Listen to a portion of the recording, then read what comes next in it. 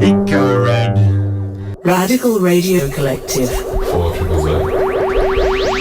Good afternoon, listeners. You're tuned in to 4ZZZ 102.1 FM.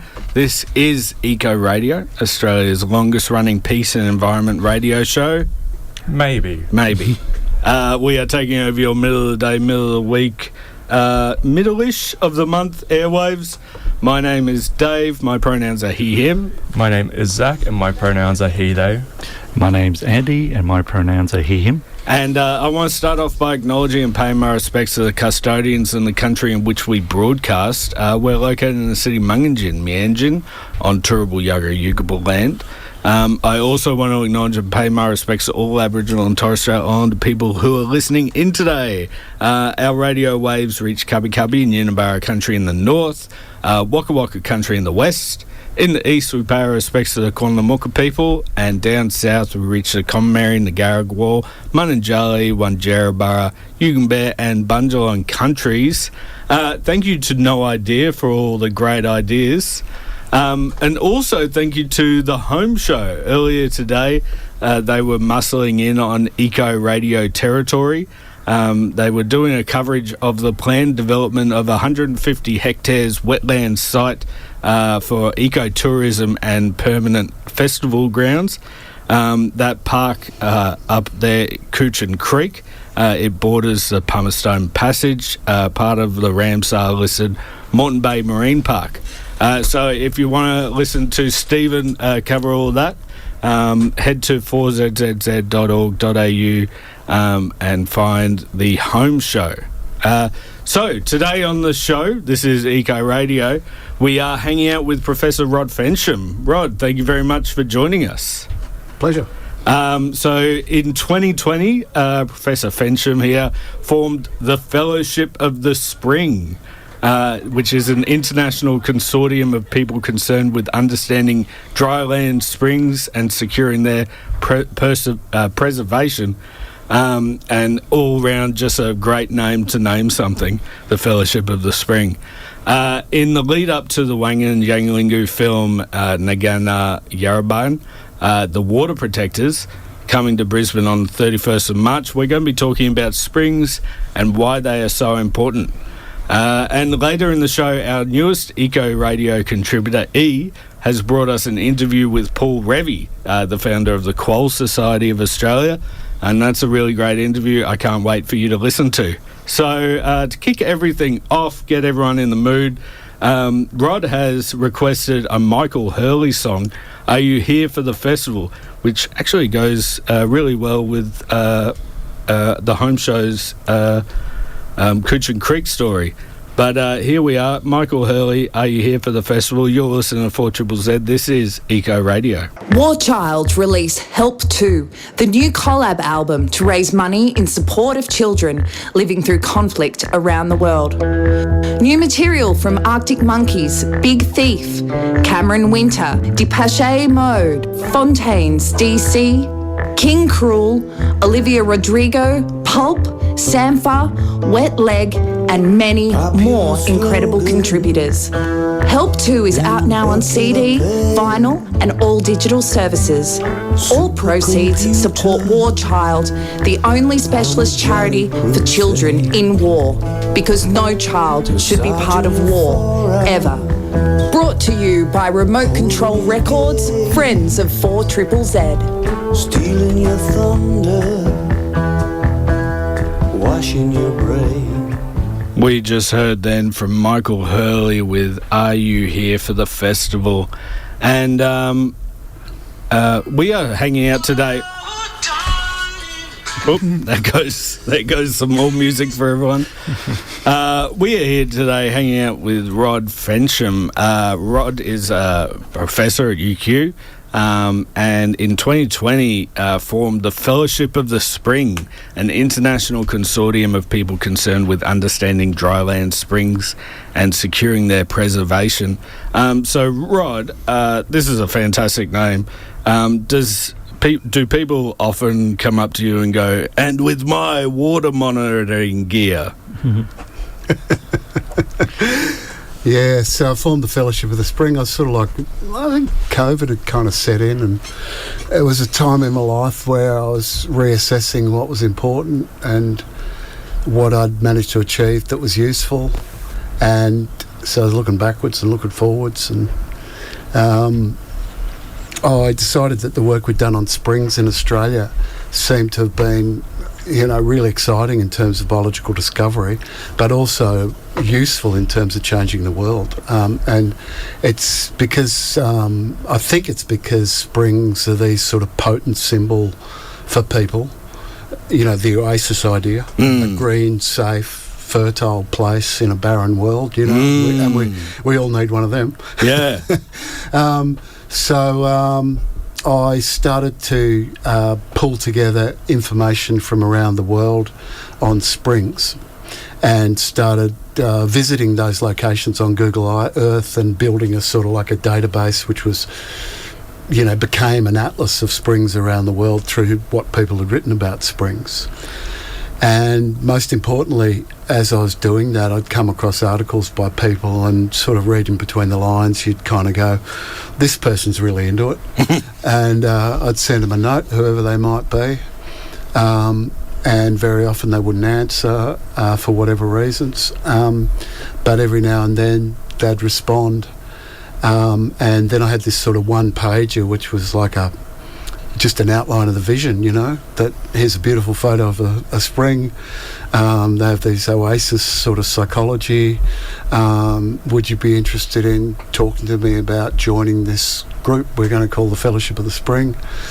So it was kind of like a form of academic internet dating, really. Yeah, right, okay. Well, can you explain to us the importance of spring ecosystems? They obviously play a large part in our, imagination, and you pointed to the idea of a flourishing environment in a barren wasteland. So what are we talking about when we're talking spring ecosystems? Yeah, so the water comes out of the bowels of the earth and spills over the ground and creates a wetland. And I started looking at those wetlands to assess the impact of the Dawson River impoundment on these springs called bogger mosses. It's a local name. So that was my first foray into looking into these ponds and seeing what grows in them. Turns out all sorts of interesting stuff grows in them. And then I extended that work into other regions, and listeners are probably aware that a lot of them are fed by this thing called the Great Artesian Basin, which is this huge aquifer that extends under a large part of Queensland and into New South Wales and South Australia. And at that point in the 1990s, there was pretty good understanding of the biological values of springs in South Australia on the back of the impact of Roxby Downs, the big uranium mine down there. Okay, yep. And so, but lo and behold, the Great Artesian Basin has its largest coverage under Queensland, and no one had had a look. So it was relatively easy to get funding to go and have a look. And we had the remarkable journey of turning up to springs that no biologists had visited, and there's nothing clever about what we did, but there were creatures and plants in those springs that were new to science. So the basics of what you would do is you do a biodiversity survey, and then would you monitor the level of the spring, or how it flowed, or whether it breathed in and out? I understand that some springs have a breath.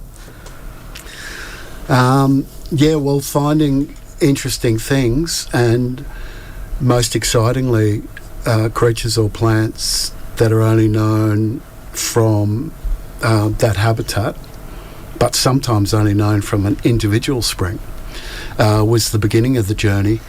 But from there, the journey's gone in multiple directions, including the ones you're alluding to, which is, how rare are they, how stable are the populations, how on earth do you have that biodiversity? You know, what are the conditions of a spring which allow that to occur? The terrible fate of a lot of the springs with the exploitation of the GAB and the loss of springs, and therefore how precious the ones that remain are, the recovery of the Great Artesian Basin. It took us a long time before we realised that there's not only endemic creatures in the water, there's also endemic creatures surrounding the springs, and that's because the chemistry of the salts is very special around springs. So there was endemics before our very eyes that were in the drylands around the springs, and then of course the journey around the rest of the world with the Fellowship of the Spring and the formation of the Fellowship of the Spring, and the opportunity that I've had to help people research in their various countries and find the common stories that bring us together through common stories of culture, biology, groundwater use in springs throughout the world. So, Rod, I'm a little interested in what is the definition of a spring, because, you know, I've heard about artesian springs, bogger mosses, and mound springs and things like this. Obviously, each spring is unique. Is all springs similar? Are all springs similar? Well, springs can be permanent or ephemeral. So many springs are sort of fed by localised aquifers that dry up seasonally or in dry years. Other springs are fed in what we call confined aquifers, and these are like, you can think of them like a giant balloon under the ground, sort of confined by a blanket, if you like. So it's a sort of pressurised balloon, and that water doesn't run out, and the water's fed by ancient water that creates the equilibrium in that aquifer. So nothing to do with sort of seasonal cycles of drought or year-to-year rainfall.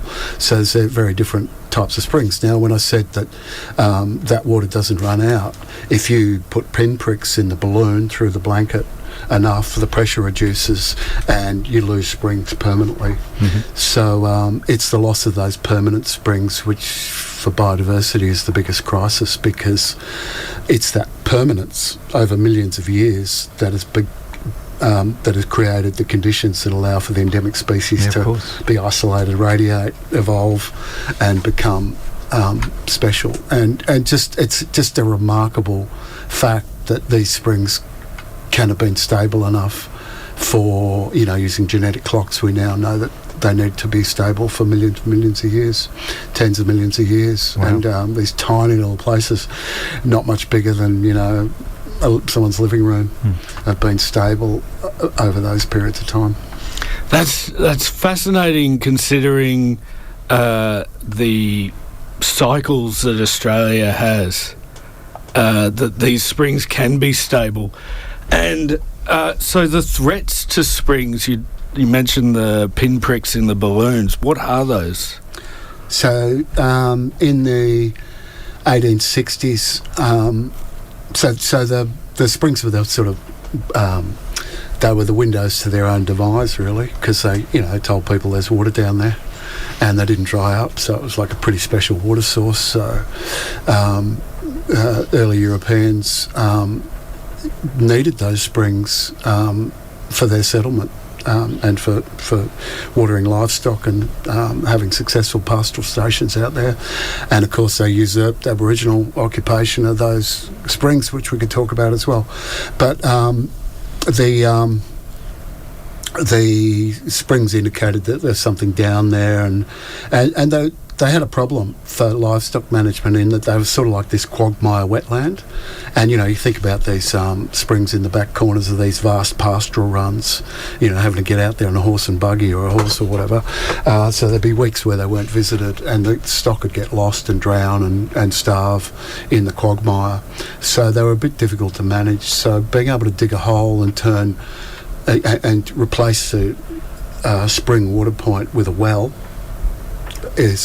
was a lot more satisfactory. So they'd drill those holes and they'd run under pressure nearby the springs, and then some adventurous person imported a bore drilling rig, which was new technology in the 1860s from Canada, and dragged it out into the desert.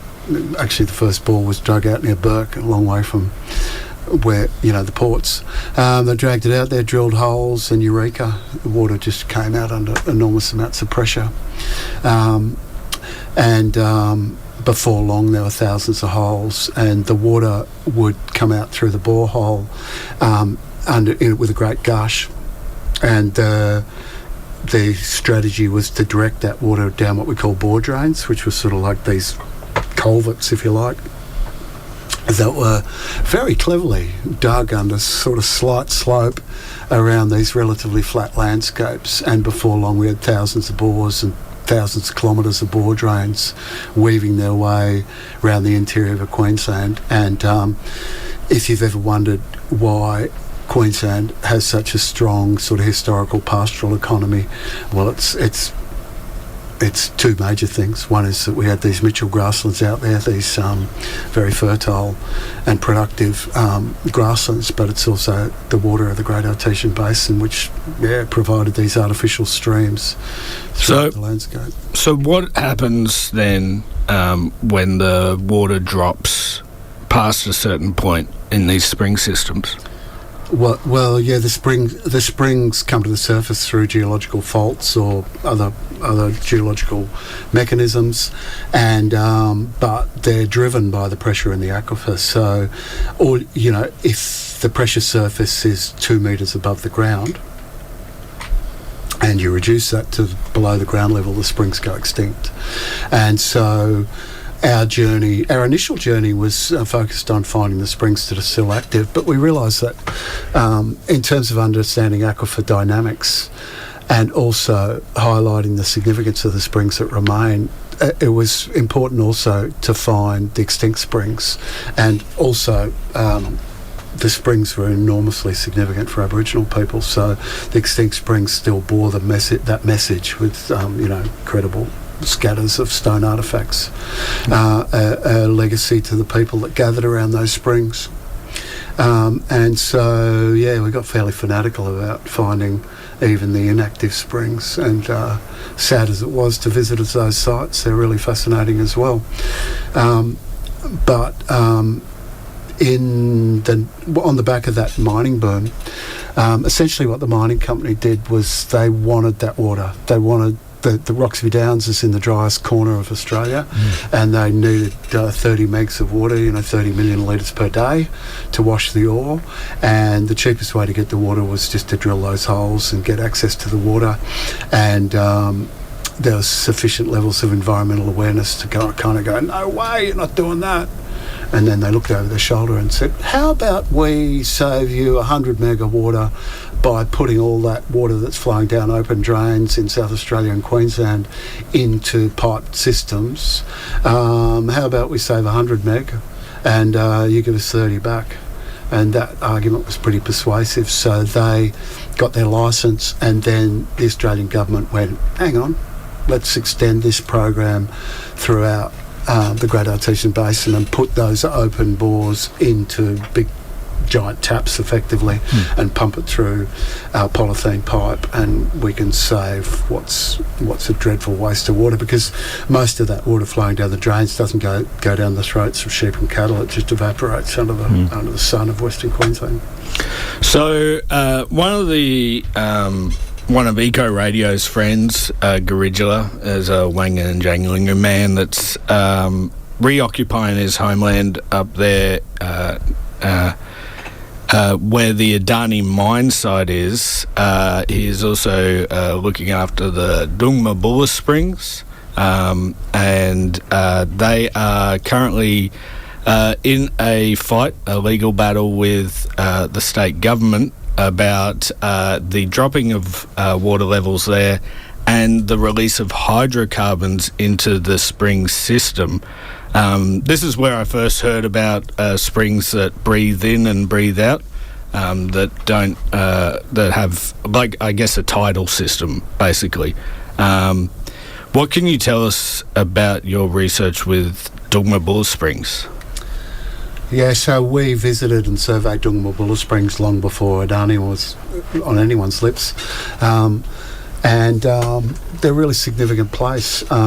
Again, with endemic plants, particularly at those springs. And the springs were in pretty good condition, so we'd negotiated nature refuge agreements with the landholders who recognised their significance, and then along came the Adani mines, huge coal mining development in a brand new basin, in an area where we need to be concerned about climate change, a pretty radical thing to be doing, but also just 10 kilometres away from the Dungmulbulla Springs.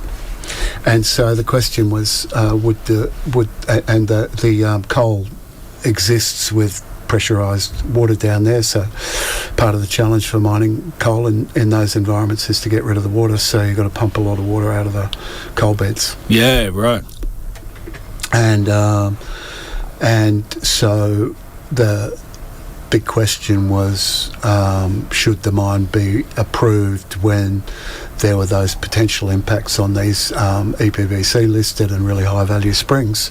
And the question hinged on whether or not the springs were fed by the aquifer containing the coal, or whether they were fed by an aquifer which is above that aquifer and separated by what we call an aquitard, which is, like a blanket that separates the two, a fine-grained sedimentary material that separates the two aquifers. So whether or not the springs are fed by the surface aquifer, in which case they might be relatively immune from the impacts of the mine, or whether they're fed by fault structures to that deeper aquifer, the same one containing the coal. And the answer to that question was not, in my opinion, resolved before the licence was granted. And we were involved in sort of setting up the scenarios, if you like. It could be this or it could be that.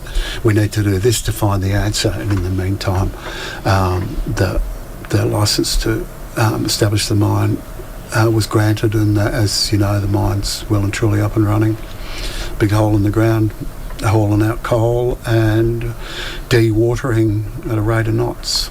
Yeah, so a large part of the legal battle revolves around the diminishing of that spring, and therefore diminishing of the cultural heritage of the Wangan and Jagalingou people. When I talked to Garidula, he talked about the breathing in and breathing out of that spring. Can you tell us about that?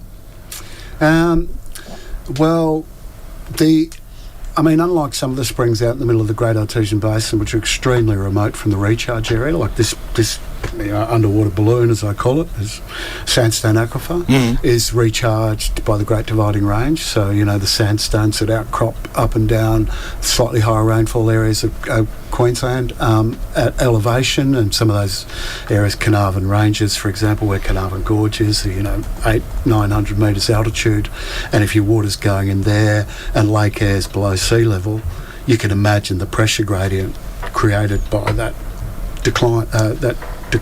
Yeah. So the Dungmulbulla Springs are actually discharging quite close to the recharge area. So there is the possibility that they might be a little bit more responsive to sort of historical rainfall events, given how close they are. But the other thing that you might see around the springs is that they can change a bit in response to atmospheric pressure, just high and low pressure systems. And some people swear by that. I'm not aware of anyone who's studied that, but we could do. They're not a part of the fellowship yet? Yeah, we need to do it. There might be a bit of movement, but the important thing is there's no way you're going to get that endemic biodiversity unless those springs are permanent. And you would only need to dewater the springs for a week, and all those values will be lost, all those creatures will be lost. They're there because of the permanence of the water. They've got no tolerance to desiccation, unlike most of the other plants and animals that live in arid zone wetlands that need to be adapted to that. These things have no adaptations to desiccation at all. You spoke about the endemic biodiversity there. I know there's the Edgbaston Springs, which obviously has about 20 endemic species to it, but are there any trends in the particular makeup of the endemic biodiversity that you see around these springs? Yeah, good question. It doesn't tend to be insects. Insects are mobile and can get around habitats. It tends to be molluscs that don't have that mobility, fish, crustaceans and plants. Okay. Yeah, they tend to be things that are a bit less mobile. Something like the insects, so if you were to have, like, would you find like diving beetles that are only found there because they're obviously like restricted to water? Yeah, there are diving beetles. Yeah, cool. We're talking to Rod Fensham, professor with University of Queensland and the founder of the Fellowship of the Spring. We're talking about springs. If you like what we're doing, stick around because we're going to be talking more. We'll be back after this. 4ZZ's Radio Reversal has gone digital. Since 2012, the collective have been building a record of radio theorising, organising, mistake-making, rethinking and community building that happens across this city. So, if 1 hour a week isn't enough for you, head to radioreversal.substack.com to learn more about the Radio Reversal podcast or listen to the full episodes via your favourite podcasting app. We are also on podcasts, we being Eco Radio, and you can find us there on all good podcasting apps, or you can listen back on demand to 6 weeks of the show at 4zzz.org.au. While you're there, if you like what we do, you can also subscribe. Subscription start as little as $25 or for a month. Not a month, a year, excuse me. They start as little as $25, and that is either for a pet or under 18-year-old, which are pretty similar things in my opinion. Or you can be passionate, subscribe for $140, where you get a tote bag, shirt and sticker along with that too. Or you can be a super sub, which you get which is worth $500, and you get your name up on the wall downstairs. There's a heap of other options for your subscription needs though, so please do consider subscribing to 4ZZZ, as we do rely on community subscriptions to keep the lights on. It costs about $70 an hour, I believe, to stay on the air, and we can only really do that with contributions from listeners such as yourself. If you do subscribe this month, you go into the draw to win something from Glitter Records, who are offering a $200 gift card that's redeemable in store for any mix of records, cassettes, CDs, books or merch. So yeah, if that sounds like a pretty appealing appealing to me, then please do consider subscribing and go on the draw to win that, potentially. Absolutely. And we are still talking to Professor Rod Fensham. In 2020, Professor Fensham formed the Fellowship of the Spring, an international consortium of people concerned with understanding dryland springs and securing their preservation. Rod, can you tell us about the fellowship and what have some of the outcomes been? Yeah, so I contacted these people, and then it came time to have a sort of Zoom chat.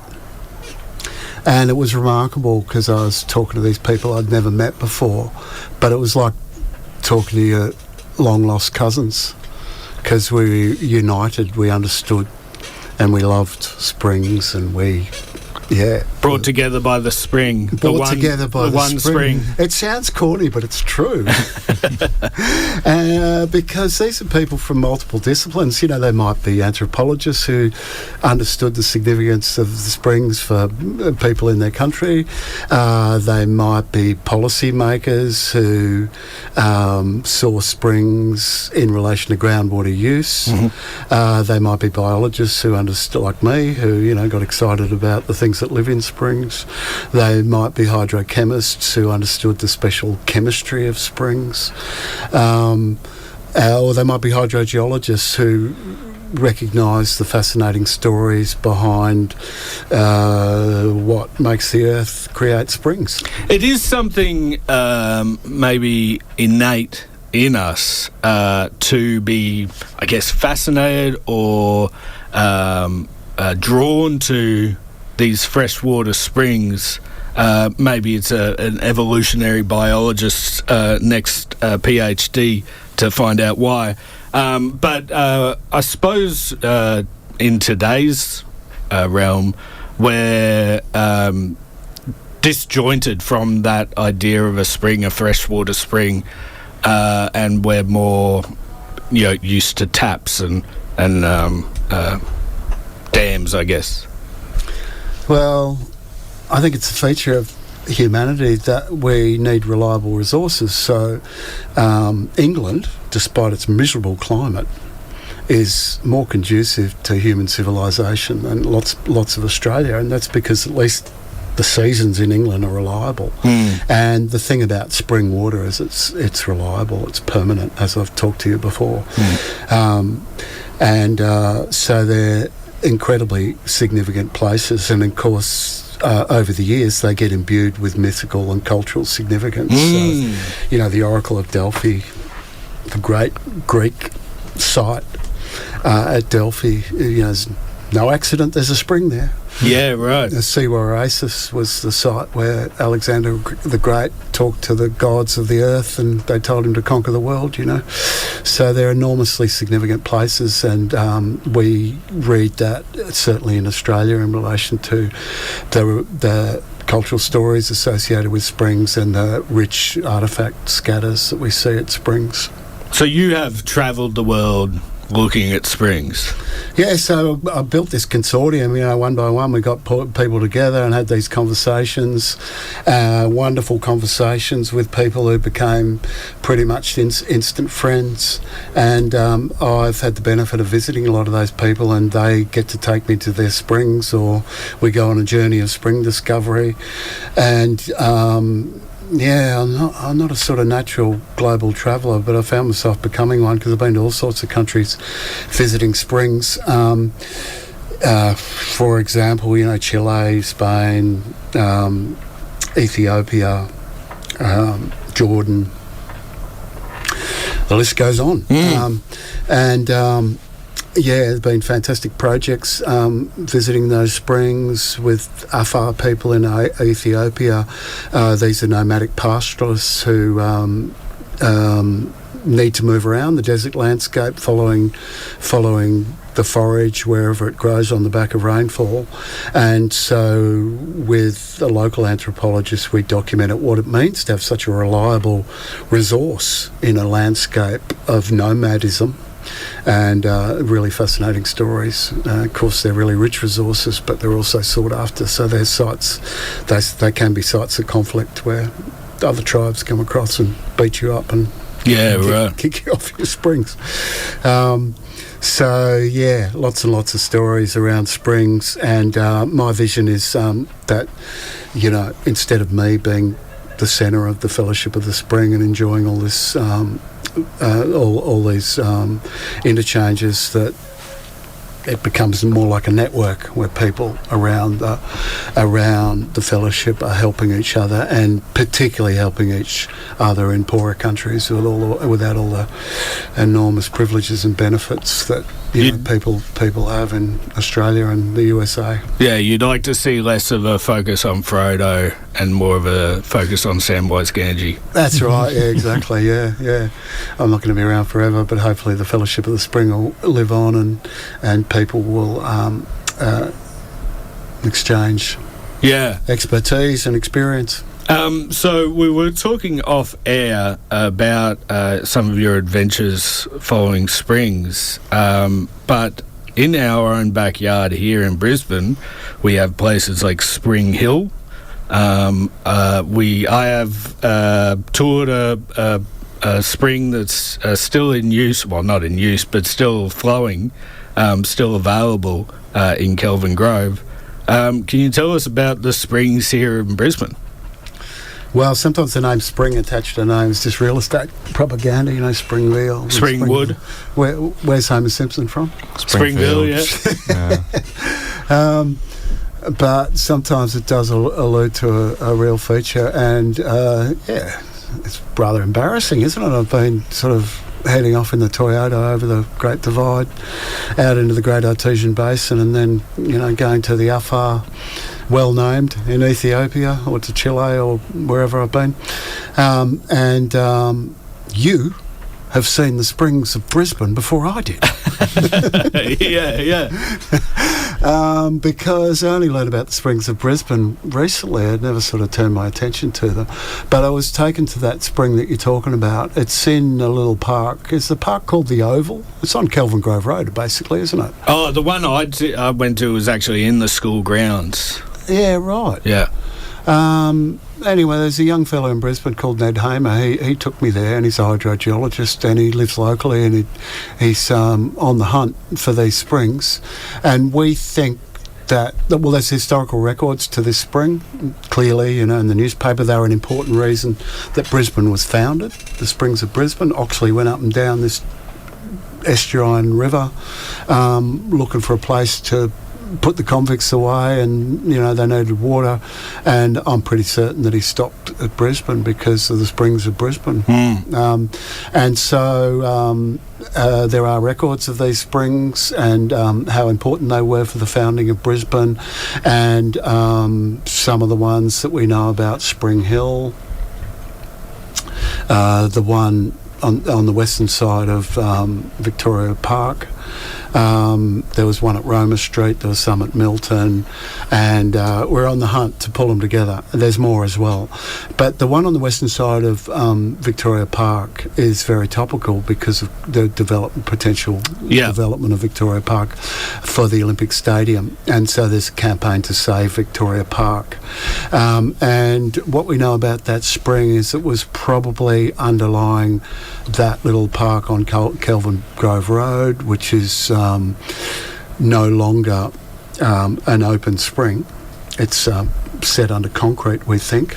But it first appears in an open drain just downslope for there. And that open drain, as you told me off air, seems to run too permanently to be runoff water from rainfall. Yes.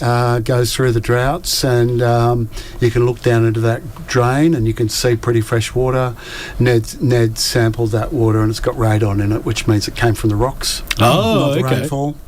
And it builds up steam, probably has other entry points through Victoria Park, and then it flows along the ICB as a creek which is way too permanent to be fed by rainfall, and it ends up at York's Hollow. Ah, right. And York's Hollow is still there. And York's Hollow was a very important meeting place for Aboriginal people, and was probably one of the critical original water supplies for the city of Brisbane. Yeah, I find this, I guess, depressing that we have these freshwater, permanent spring systems, and we have literally concreted, bitumened, locked away, built on top of what is essentially our life system.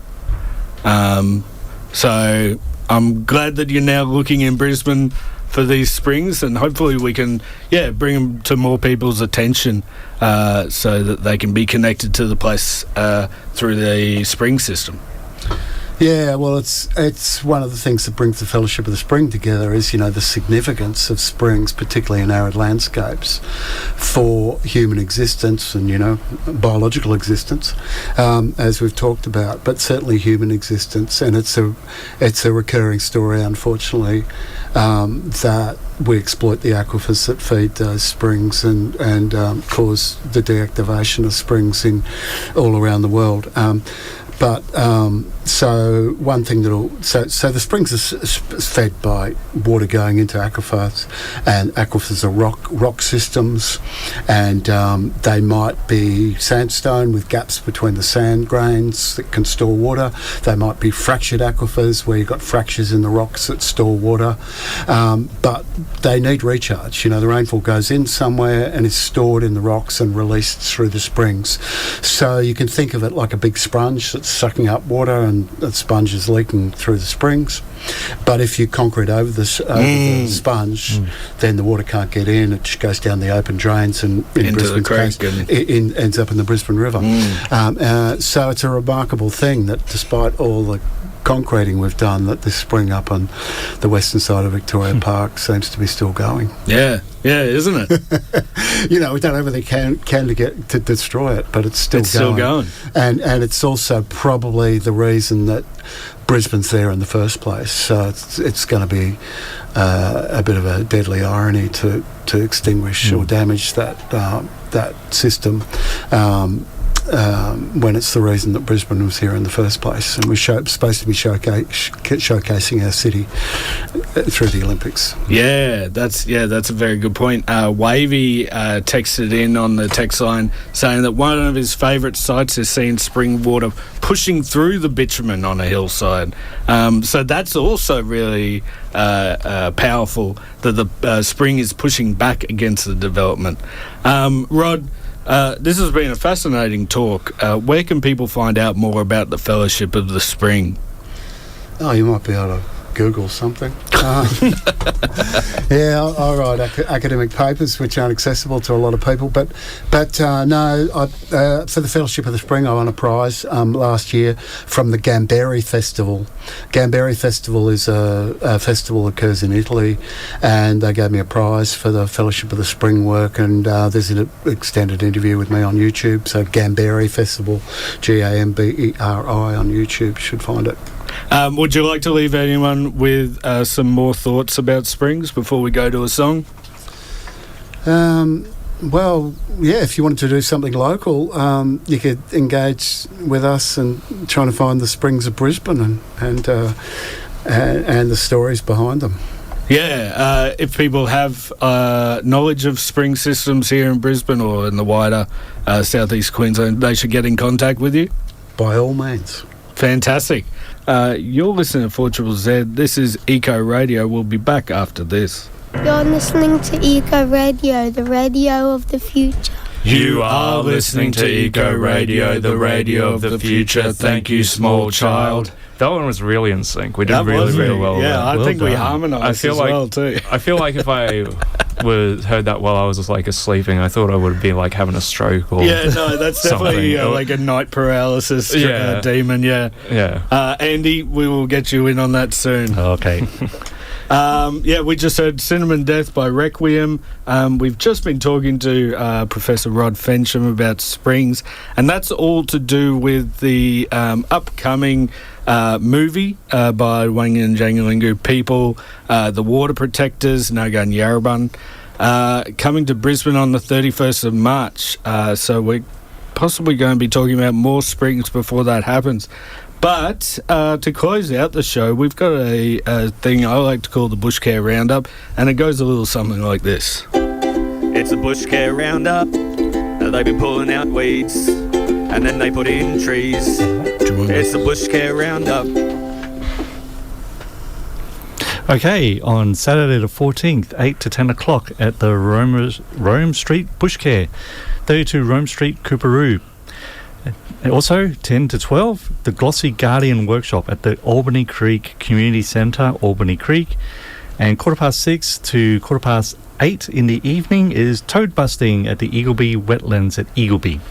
On Sunday the 15th from 7:30 till 10, there is the Harman's Reserve Working Bee. That one is at Harman's Park in Manly. From 8 till 10 a.m, there is a March Working Bee at Riverdale Park in Meadowbrook.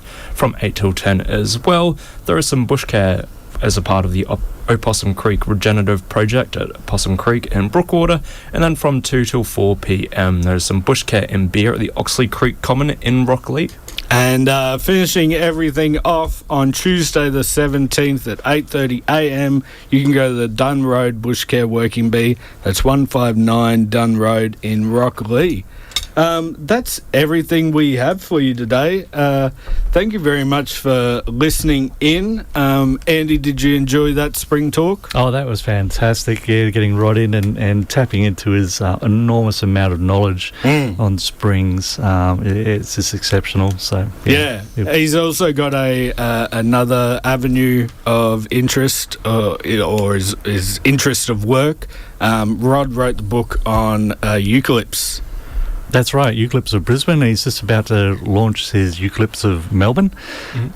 So, yeah, he has a vast knowledge on eucalypts. And another part of Rod's passion was the Leichhardt diaries. So, yeah, if you know about Leichhardt, he actually did record a lot of Indigenous ethnobotanical use of eucalypts in Brisbane, and actually recorded the Indigenous names as well, which is, it's fascinating for a European, and back in those days where they looked down at the local people as inferior, and so for Leichhardt to come there and actually record their Indigenous knowledge was just remarkable in those days. Yeah, that is really interesting. I'm looking forward to talking to you, Rod, more. He was great. And we've actually got a new show neighbour to hand over the show to. This is the Feedback Loop. It is their first show on 4ZZZ. They'll take care of you from 1 till 3. That one is with Imogen and Sophie, so please do stick around. I'm sure they will appreciate any kind of feedback they can get. If you can't tell by the name of their show, the feedback is very central to them. So yeah, tune in. They'll take care of you. They're lovely, so stick around. And also, just so everyone is aware, Save Woogaroo Forest is in need of 200 more submissions for an EPBC referral. That's to save Woogaroo Forest from development. Developers are planning to remove 136 hectares of native vegetation in Ipswich, which is core koala habitat. So we will post the link to that. You can go find that submission either searching or go through our webpage. Thank you so much, everyone. You've been listening to 4ZZZ. This is Eco Radio. 4ZZZ. Eco Radio. Radical Radio Collective. 4ZZZ.